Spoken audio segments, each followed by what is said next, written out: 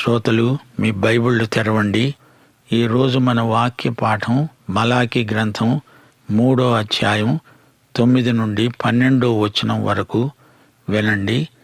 దేవుడు అంటున్నాడు, ఈ జనులందరూ నా వద్ద దొంగిలుతూనే ఉన్నారు.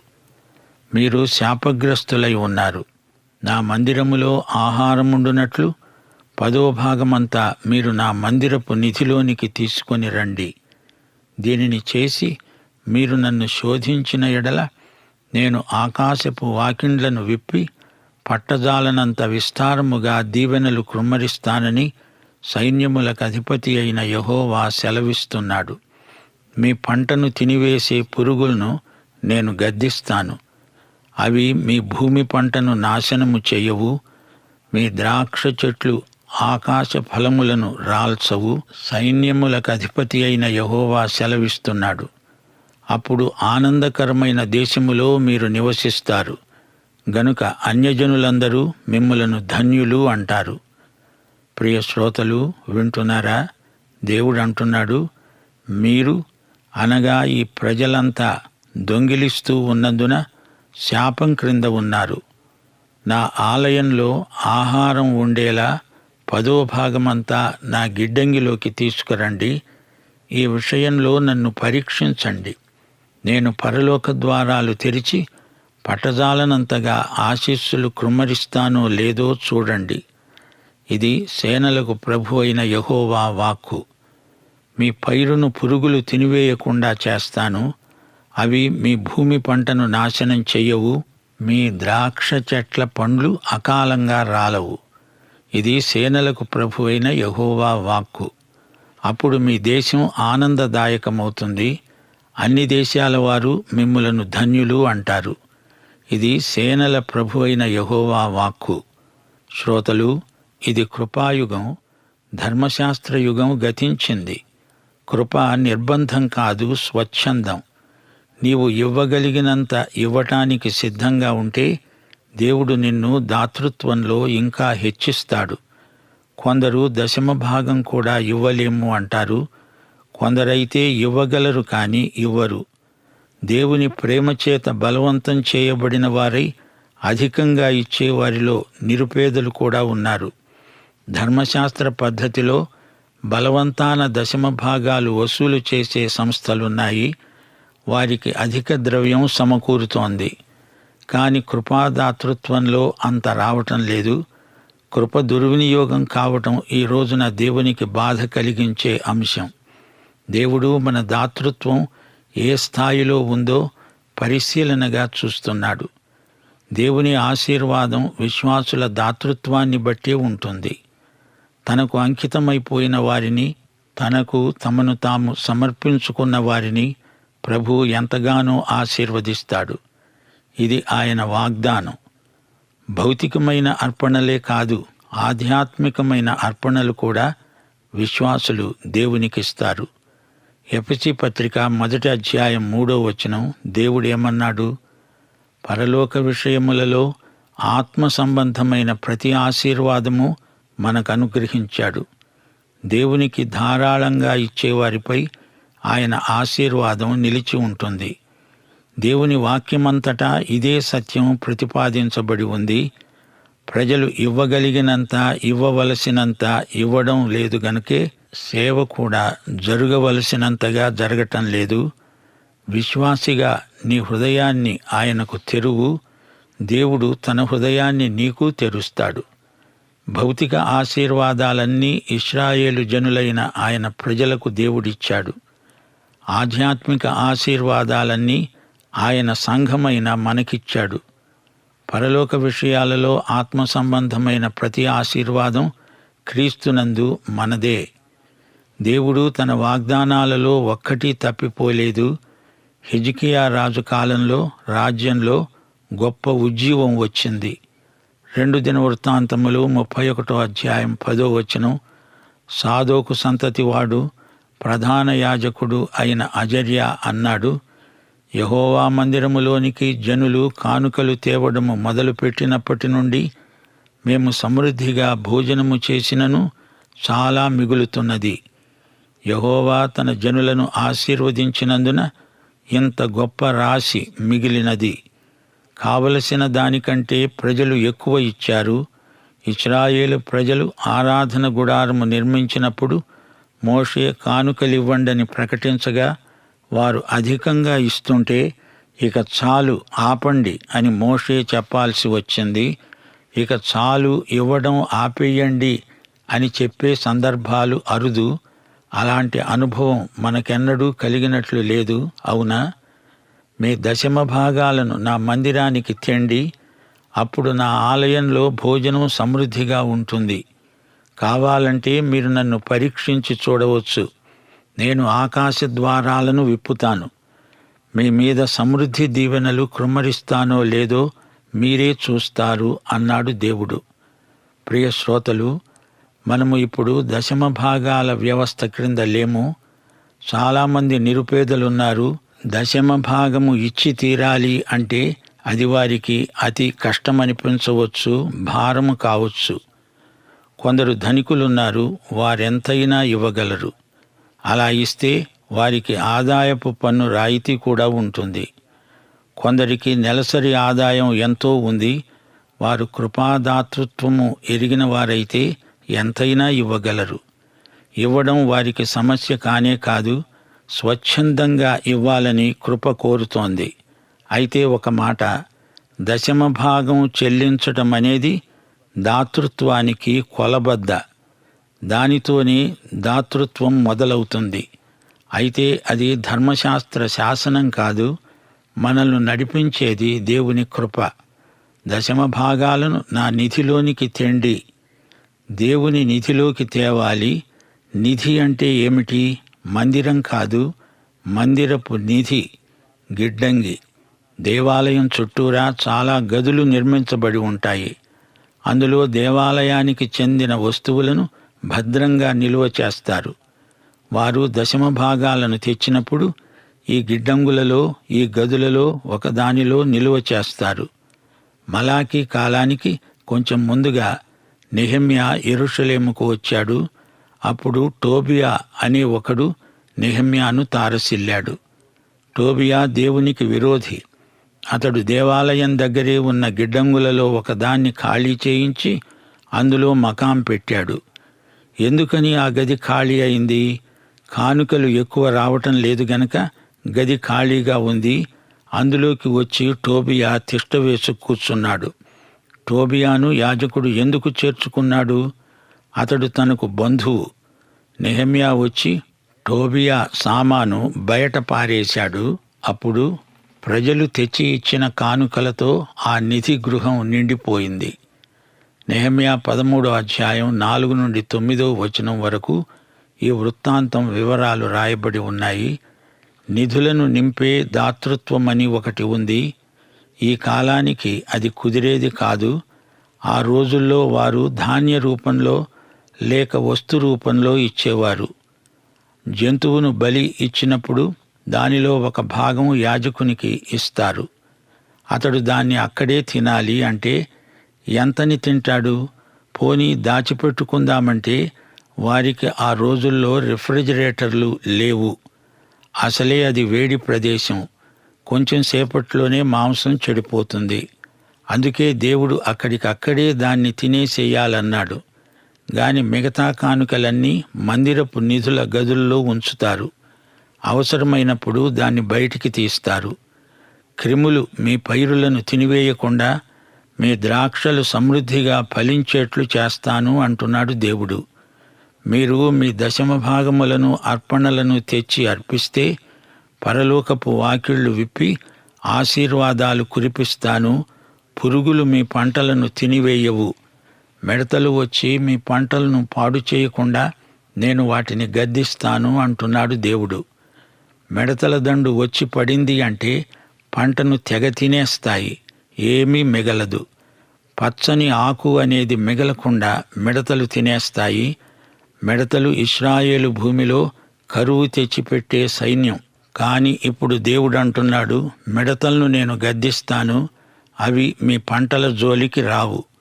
నాడు నేడు ఇదే జరుగుతున్న చరిత్ర. ఆహారం కొరత, వనరులు లేని దుర్భర స్థితికి కారణం దేవుని తీర్పు అని ప్రజలు గ్రహిస్తే ఎంత బాగుండు.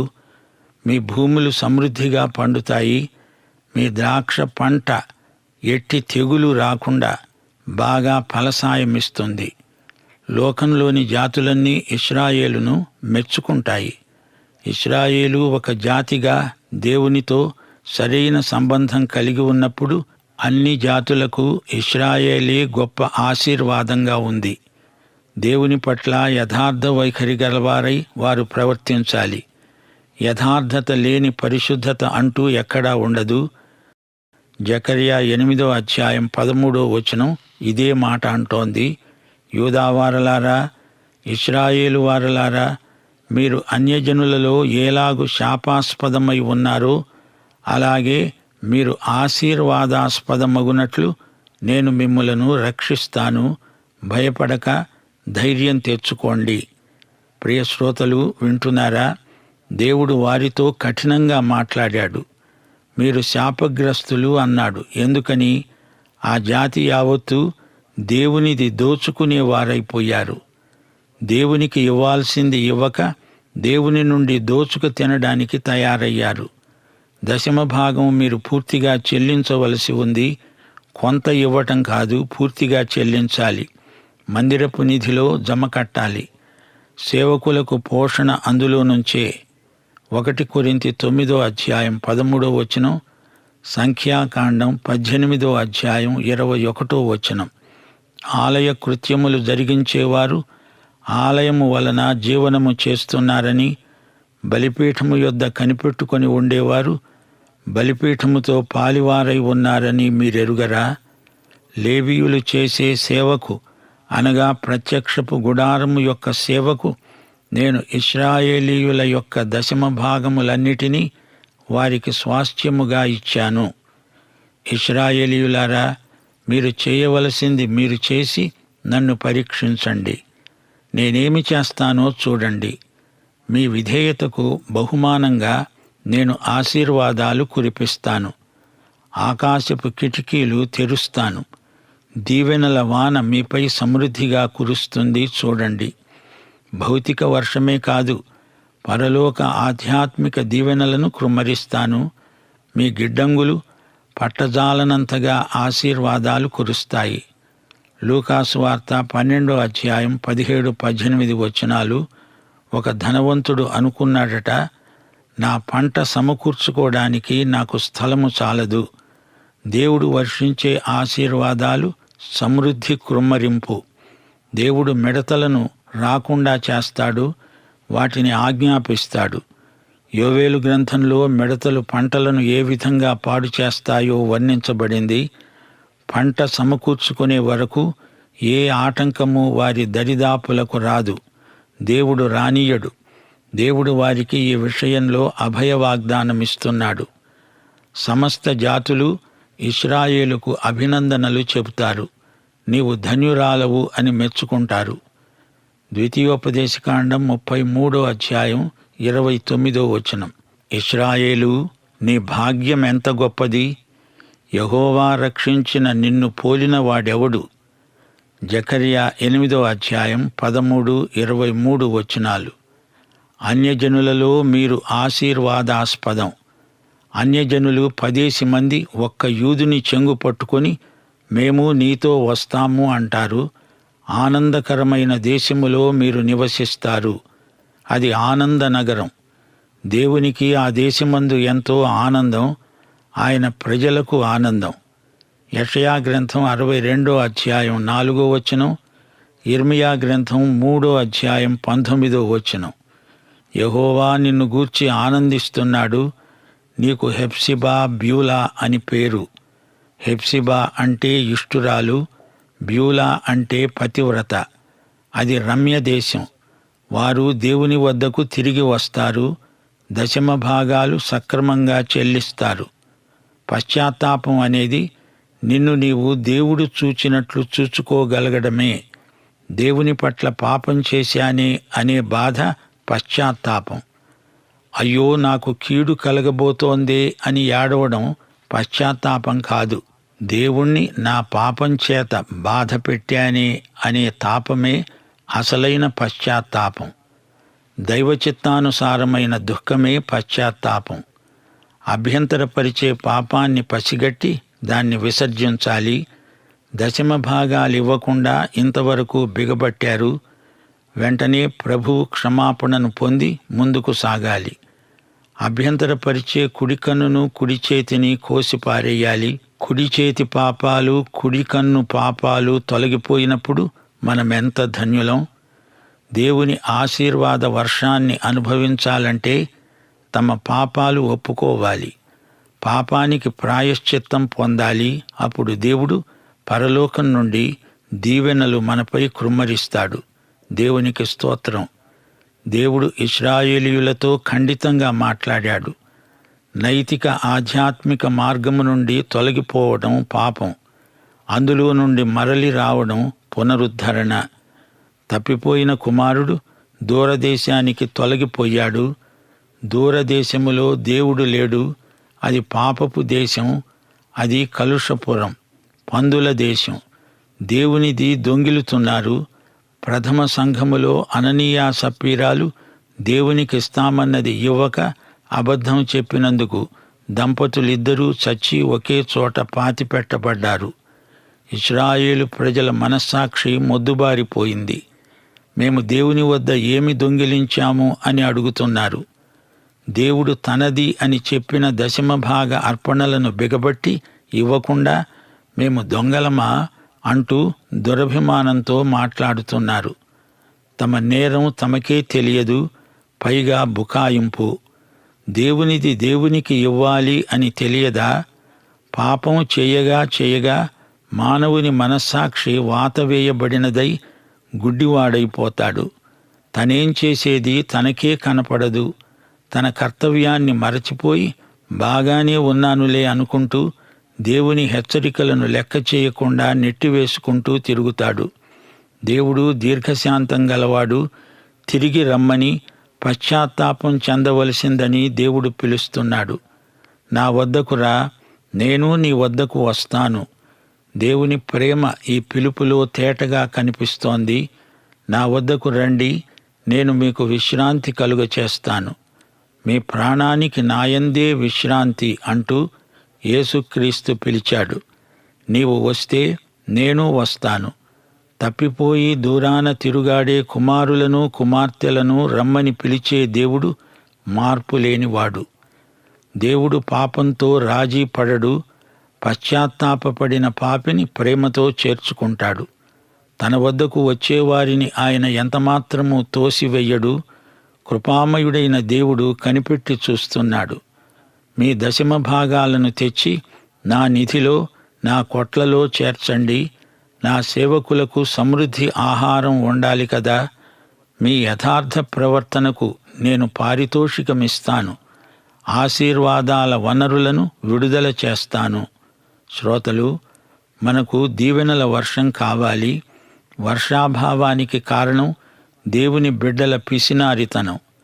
పరలోకపు కిటికీలు మూసి ఉన్నాయంటే దేవుని బిడ్డల భక్తిహీనతే కారణం. దేవుని బిడ్డల యథార్థతను పరలోకం ప్రశంసిస్తుంది. పంటలు బాగా పండుతాయి.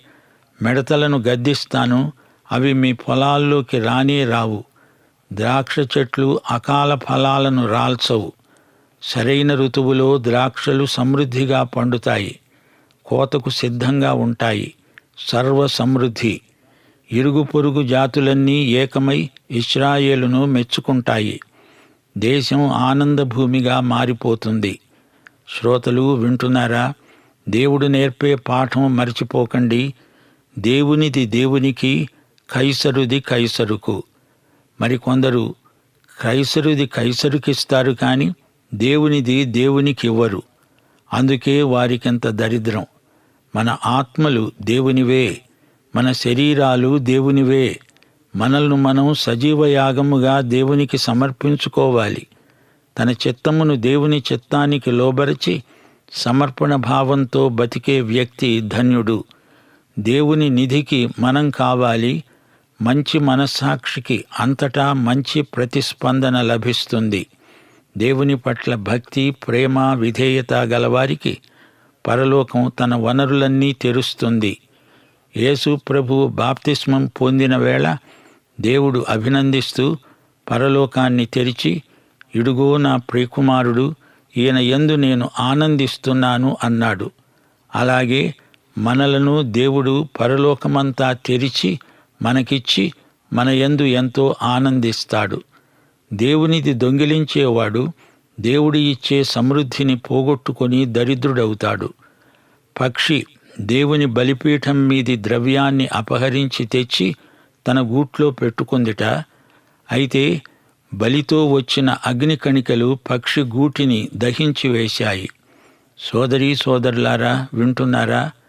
పాత నిబంధన గ్రంథములోని తుది పలుకు మలాకీ గ్రంథం. ఆ తరువాత 400 సంవత్సరాలు మౌనకాలం. ఆ 4 శతాబ్దాలు మలాకీ మాటలు ప్రజల హృదయాలలో మౌనరాగమై మోగింది. అయితే వారు మలాకీ మాటల్లోని అంతరార్థాన్ని సరిగా గ్రహించలేదు. ధర్మశాస్త్రం కాదు గమ్యం.